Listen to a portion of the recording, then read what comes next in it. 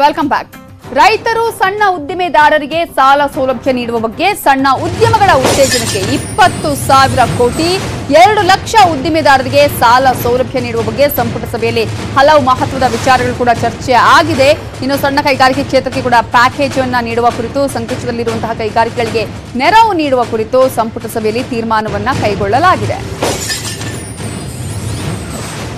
मदद की है तो ये आज एक बहुत महत्वपूर्ण फैसला हुआ है और ये तीनों फैसले किसानों के लिए, समर्थन मूल्य का भी फैसला, ऋण के बारे में फैसला और एमएसएमई लघु उद्योग, सूक्ष्म उद्योग और मंझले उद्योग का ये किया है। दोनों मंत्री आपके समक्ष है। मैं नितिन जी को रिक्वेस्ट करूंगा कि वो बताएं। अच्छा, पहले तोमर जी अपनी कृषि के संबंध में रखेंगे।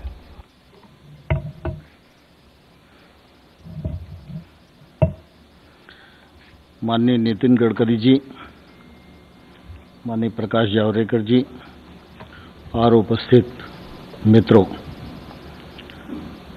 आज मंत्रिपरिषद की बैठक माननीय प्रधानमंत्री जी की अध्यक्षता में संपन्न हुई और उस बैठक में विभिन्न मंत्रालयों से संबंधित आम आदमी को राहत और मदद देने की दृष्टि से निर्णय किए गए। उन निर्णयों की कुछ झलक माननीय प्रकाश जी ने अपने वक्तव्य में दी है। मैं उनकी बात को थोड़ा आगे बढ़ाना चाहता हूं। आप सभी और सारा देश इस बात का साक्षी है कि वायरस का संकट के समय भी जब लॉकडाउन रहा, उस समय भी भारत सरकार और प्रधानमंत्री जी की प्राथमिकता पर गांव और गरीब किसान निर्णयों के केंद्र में हमेशा रहा। चाहे गरीब कल्याण योजना के माध्यम से राहत देने का सवाल हो या कृषि के क्षेत्र में कामकाज न रुके इस दृष्टि से अनुमतियां देने का सवाल हो।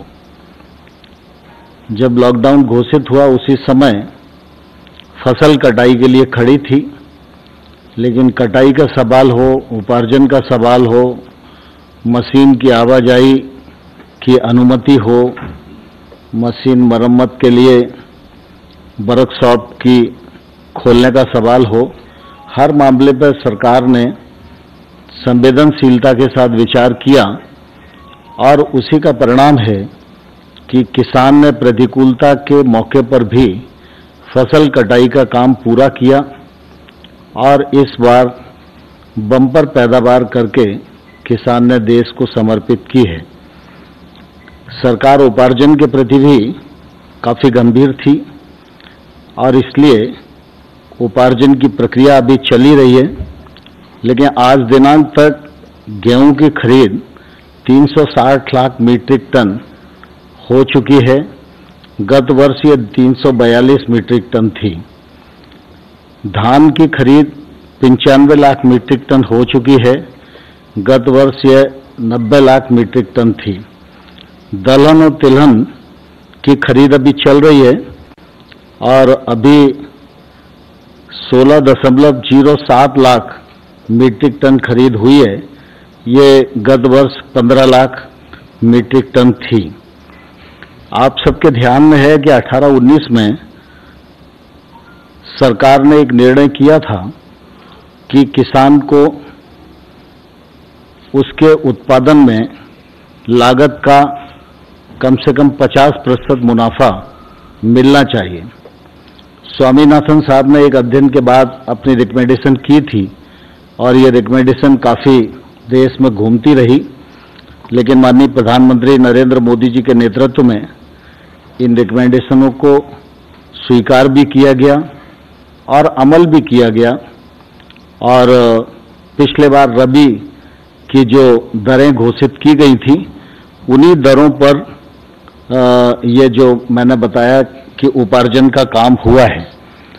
आज फिर कृषि लागत एवं मूल्य आयोग की जो रिकमेंडेशन है 14 फसलों के लिए वो आ गई हैं, मंत्रिपरिषद के समक्ष विचाराधीन थी और आज मंत्रिपरिषद ने उनको अपनी स्वीकृति प्रदान कर दी है। जैसे धान को देखेंगे तो लागत का 50% अधिक मुनाफे को ध्यान में रखते हुए 1868 यह घोषित की गई है। इसी प्रकार से ज्वार हाइब्रिड को देखेंगे तो ये इसमें भी 50% मुनाफा हो, इस दृष्टि से 2620 घोषित की गई है। बाजरा को अगर हम देखेंगे, ಎಪಿಎಂಸಿ ಕಾಯ್ದೆ ತಿದ್ದುಪಡಿಗೆ ಕೇಂದ್ರ ಸಚಿವ ಸಂಪುಟ ಸಭೆ ಒಪ್ಪಿಗೆಯನ್ನ ನೀಡಿದ್ದು ಎಪಿಎಂಸಿ ತಿದ್ದುಪಡಿ ಮುಖಾಂತರ ರೈತರ ಸಾಲ ಬಂಧ ಮುಕ್ತಕ್ಕೆ ಒಪ್ಪಿಗೆಯನ್ನ ಕೊಟ್ಟಿದೆ। ಬೆಳೆ ಸಾಲ ಪಾವತಿಗೆ 2021ರವರೆಗೆ ಅವಧಿಯನ್ನ ವಿಸ್ತರಣೆ ಮಾಡಿದೆ। ಜೊತೆಗೆ ಏನಾದರೂ ವಿಳಂಬ ಆದರೂ ಕೂಡ ಯಾವುದೇ ದಂಡ ಹಾಕುವಂತಿಲ್ಲ ಅಂತ ಹೇಳಿ ಈಗ ಎಪಿಎಂಸಿ ಕಾಯ್ದೆ ತಿದ್ದುಪಡಿಗೆ ಕೇಂದ್ರ ಸಚಿವ ಸಂಪುಟ ಒಪ್ಪಿಗೆಯನ್ನ ಕೊಟ್ಟಿದೆ। ಇನ್ನು ಬೆಳೆ ಸಾಲ ಮರುಪಾವತಿಯ ವಿಚಾರಕ್ಕೆ ಸಂಬಂಧಪಟ್ಟಂತೆ ಕೂಡ 2021ರವರೆಗೆ ಅವಧಿಯ ವಿಸ್ತರಣೆಯನ್ನ ಮಾಡಲಾಗಿದ್ದು, ಒಂದು ವೇಳೆ ಸಾಲ ಮರುಪಾವತಿ ಮಾಡೋದಕ್ಕೆ ಕಷ್ಟ ಆದರೆ ದಂಡ ಹಾಕುವಂತಿಲ್ಲ ಅನ್ನುವ ವಿಚಾರವನ್ನ ಕೂಡ ಈ ಒಂದು ಸಂಪುಟ ಸಭೆಯಲ್ಲಿ ಇವತ್ತು ತೀರ್ಮಾನವನ್ನ ಕೈಗೊಳ್ಳಲಾಗಿದೆ। ಇನ್ನು ಕಡಿಮೆ ಅವಧಿ ಬೆಳೆ ಸಾಲಕ್ಕೆ 2% 14 ಬೆಳೆಗಳ ಕನಿಷ್ಠ ಬೆಂಬಲ ಬೆಲೆಯನ್ನ ಕೂಡ ಏರಿಕೆ ಮಾಡಲಾಗಿದೆ। ಜೊತೆಗೆ ಈಗಾಗಲೇ ಎಪಿಎಂಸಿಯ ಸುಗ್ರೀವಾಜ್ಞೆಯ ವಿಚಾರಕ್ಕೆ ಸಂಬಂಧಪಟ್ಟ ಹಾಗೆ ಎಪಿಎಂಸಿ ಕಾಯ್ದೆ ತಿದ್ದುಪಡಿಗೆ ಕೇಂದ್ರ ಸಚಿವ ಸಂಪುಟ ಸಭೆ ಒಪ್ಪಿಗೆಯನ್ನ ನೀಡಿದೆ।